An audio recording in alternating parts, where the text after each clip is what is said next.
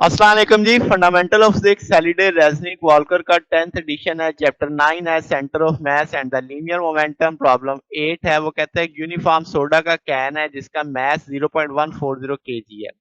12 centimetre का वो toll है। फील्ड उसमें जो सोडा भरा हुआ है 0.354 केजी का सोडा भरा हुआ है। वो कहता है स्मॉल होल हमने ड्रिल कर दिए टॉप और बॉटम में, ठीक है। अब इससे हमारा मास कम नहीं हुआ। अब उसमें से सोडा ज़ाहिर है निकलना शुरू हो गया।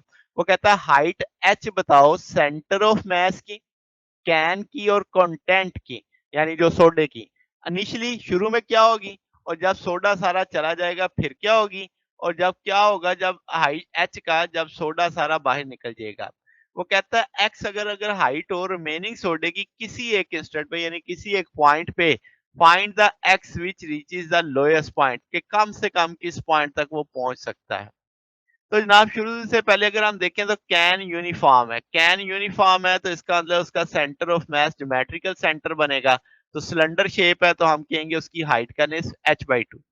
अब अगर हम सोडे की बात करें तो सेंटर ऑफ मास का सोडा भी सिर्फ उसके ज्योमेट्रिकल से होगा। जब हम कहेंगे कैन मुकम्मल भरा हुआ है तो वो भी एक्स जो होगा वो h/2 के बराबर होगा, सोडा का भी वही होगा। अब अगर हम दोनों पूरे सिस्टम के लिए देखें तो एच जो हाइट होगी वो स्कैन प्लस सोडा, उसका जो सेंटर ऑफ मास बनेगा तो हम कह सकते हैं m1x1 plus m2x2 over m। तो अब हमें पता है दोनों का जो दूरी है सेंटर ऑफ मास की वो x1 और x2 बराबर h1 h/2 कैन के मास को बड़े एम से जाहिर कर दिया, सोडे के मास को छोटे एम से जाहिर कर दिया है। अब h/2 कॉमन उठा लो, बाकी फैक्टर कट जाएंगे। एच की वैल्यू पता है हमें कि जनाब वो आपके पास 12 सेंटीमीटर है, जितनी कैन की हाइट है तो वो 6 सेंटीमीटर आ जाएगा। तो इसका मतलब निस्फ 6 सेंटीमीटर बनेगा। अब वो कहता है ये तो इनिशियल कंडीशन है ना कि सोडे के लिए भी एच की वैल्यू 6 सेंटीमीटर है, कैन के लिए भी एच की वैल्यू 6 सेंटीमीटर है। अब क्या होगा जब सोडा सारा निकल जाएगा। अब जब सोडा सारा निकल गया पीछे कैन बचा।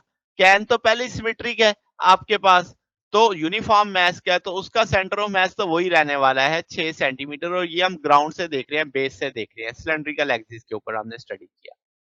अब सवाल का तीसरा हिस्सा, what happen to H as the soda drain out. वो कहता है जब सोडा निकल रहा होगा उस वक्त एच की वैल्यू का क्या बनेगा।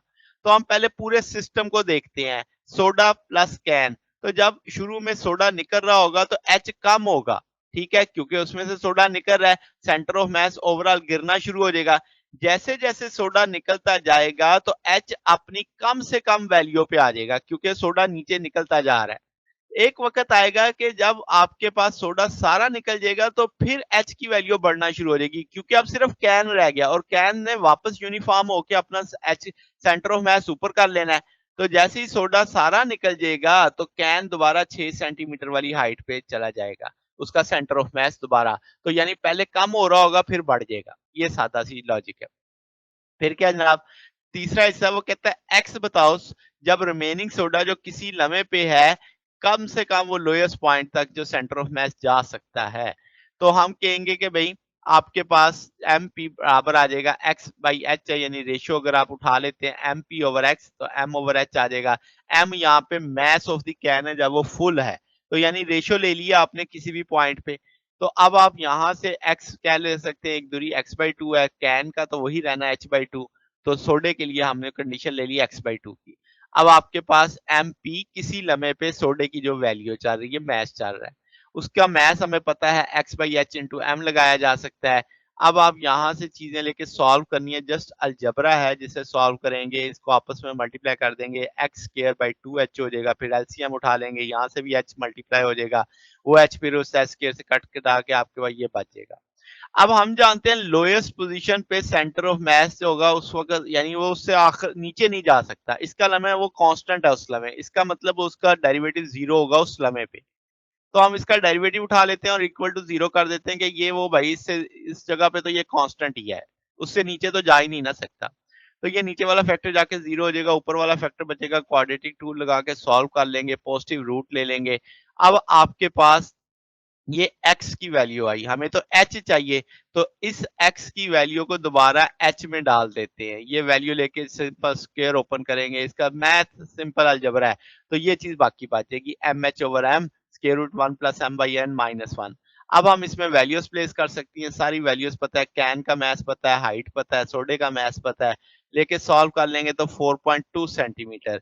इसका मतलब ज्यादा से ज्यादा जो हमारे पास सेंटर ऑफ मास है सिस्टम का वो 4.2 सेंटीमीटर तक नीचे जा सकता है। वैसे स्टैंडर्ड तो 6 है, तो यहाँ ये उसमें आपने समझ लिया। तो ये जनाब हमारे पास सोल्यूशन है। अगर आपको इसमें कोई बात पूछनी हो, डाउट हो तो नीचे कमेंट्स में पूछ सकते हैं। वीडियो अच्छी लगी हो तो वीडियो को लाइक कीजिएगा, दोस्तों के साथ शेयर कीजिएगा, चैनल को सब्सक्राइब कर दीजिएगा। अब तक के लिए इतना ही, बाकी इंशाल्लाह हम नेक्स्ट देखेंगे। ओके, अल्लाह हाफिज।